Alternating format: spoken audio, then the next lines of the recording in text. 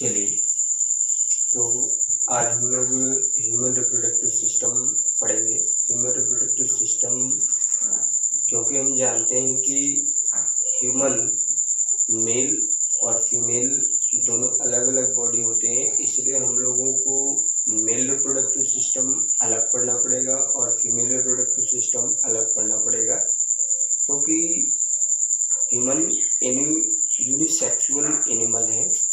तो सबसे पहले देखते हैं कि मेल रिप्रोडक्टिव सिस्टम में कौन कौन से आर्गन्स आते हैं, कौन कौन से आर्गन्स सहायक है और कौन कौन से मुख्य जननांग हैं। तो सबसे पहले देखते हैं कि मेल रिप्रोडक्टिव सिस्टम, और ये पूरा का पूरा फिगर आपको बना हुआ है मेल रिप्रोडक्टिव सिस्टम का। अभी अब हम देखेंगे कि किस पार्ट का क्या कार्य है, तो इसमें थोड़ा नोट करिएगा, ध्यान दीजिएगा, वीडियो को रोक रोक कर भी देख सकते हैं।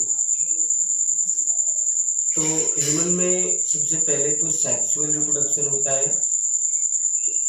सेक्सुअल रिप्रोडक्शन होता है, पहला पॉइंट है।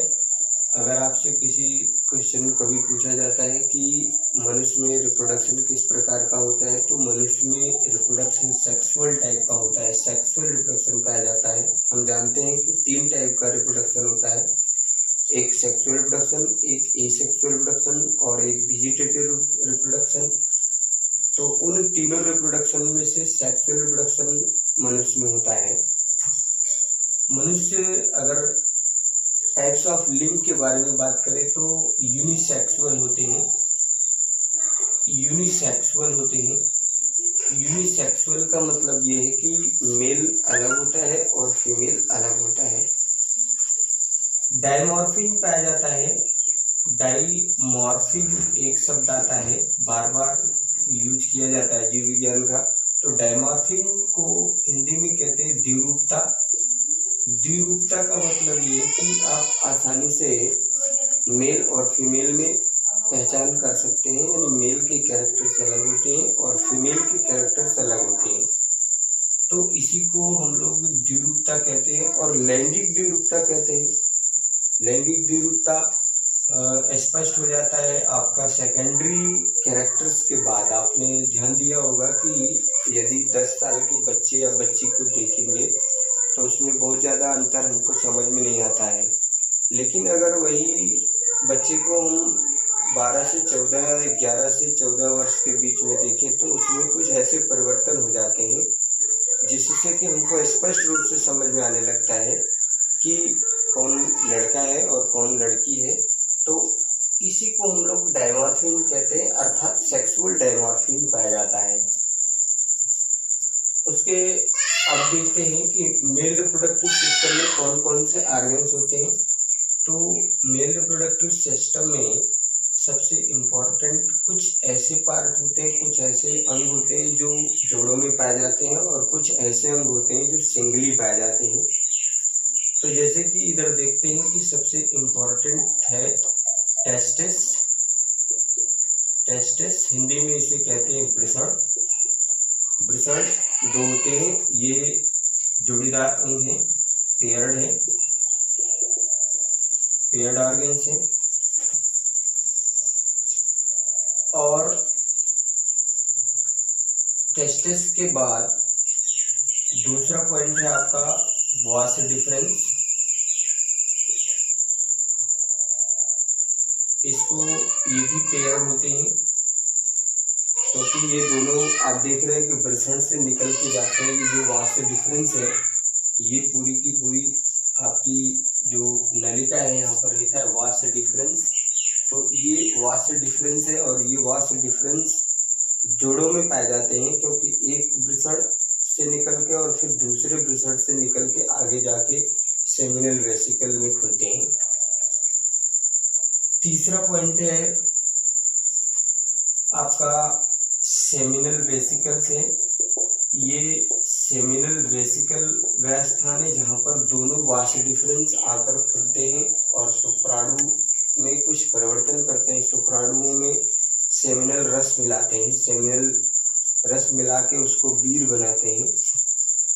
और कुछ सहायक ऑर्गन्स भी हैं सहायक ऑर्गन्स में जैसे आप इधर देखेंगे तो प्रोस्टेट ग्लैंड है, प्रोस्टेट ग्लैंड, और उसके साथ साथ बल्बो, पांचवा पॉइंट है bulbo urethral gland, bulbo urethral gland है। तो ये भी जोड़ीदार होते हैं, ये पेयर्ड होते हैं, ये सिंगल होते हैं। प्रोस्टेट ग्लैंड भी सिंगल होता है, ये भी सिंगल होता है और ये भी सिंगल ही होता है। बल्बो यूरेथ्रल ग्लैंड ये पेनिस के आधार पर पाए जाते हैं और यहाँ से एक द्रव मिलाते हैं जो पेनिस को साफ करता हुआ आगे निकलता है। तो देखते हैं पूरी की पूरी। और एक जो इम्पोर्टेंट पॉइंट है आपका scrotum sac, scrotum sac, scrotum sac को हिंदी में कहते हैं वृषणकोश, यानी जिसमें पूरा का पूरा ये टेस्टिस रखा रहता है, इसी को हम वृषणकोश कहते हैं। ये लिखा हुआ है स्क्रोटम सैक। तो आइए समझते हैं, एक एक पार्ट के कार्य को भी समझते हैं कि कैसे कार्य करता है। हम जानते हैं कि ह्यूमन में लैंगिक जनन होता है और इस लैंगिक जनन के लिए शुक्राणु और अंडाणुओं का निर्माण होना है और अंडाणु के बीच निषेचन होता है।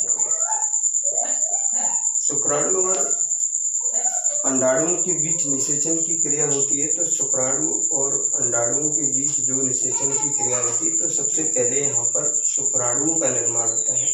शुक्राणुओं का निर्माण टेस्टिस में होता है। टेस्टिस मुख्यतः दो पाए जाते हैं पेयर्ड ऑर्गन से, इसे वृषण कहते हैं हिंदी में, हिंदी में इसे वृषण कहते हैं। प्रत्येक वृषण से जो इसके अंदर शुक्राणु बनते हैं सेमिनिफेरस ट्यूब्यूल्स होते हैं। इनके इंटरनल स्ट्रक्चर भी हम लोग आगे देखेंगे, आंतरिक संरचना भी देखेंगे, तो पता चलेगा शुक्राणु का निर्माण कैसे होता है और कहाँ होता है।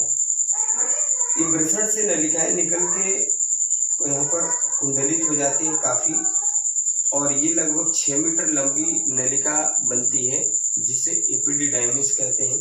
और ये एपिडिडाइमिस आगे, यही एपिडिडाइमिस आगे पतली होके वास डिफरेंस बनाती है, वास डिफरेंस बनाती है। और ये वास डिफरेंस जो है ये आकर यहाँ पर सेमिनल वेसिकल्स में खुलता है। सेमिनल वेसिकल्स में शुक्राणुओं के साथ और कुछ ऐसे द्रव मिलाए जाते हैं जिससे सीमेन का निर्माण होता है। सीमेन यानी जिसे हिंदी में बीर कहते हैं, उसका निर्माण होता है। और उसके आगे आप देख सकते हैं एक थोड़ी फूली हुई संरचना है जिसे इजेक्युलेटरी डक्ट कहते हैं। इजेक्युलेटरी डक्ट का मतलब कि सेक्सुअल पीरियड यानी सेक्सुअल टाइम में सीमेन को बाहर निकालने के लिए जब ये स्खलित हो जाते हैं, यानी स्खलन नलिका हिंदी में इसे कहते हैं, स्खलन नलिका। तो स्खलन नलिका द्वारा ही शुक्राणु ये यूरेथ्रा से होते हुए आते हैं, बाहर निकल जाते हैं और स्त्री के शरीर में पहुंच जाते हैं। तो ये देखते हैं आगे और क्या क्या है ऑर्गन्स। ये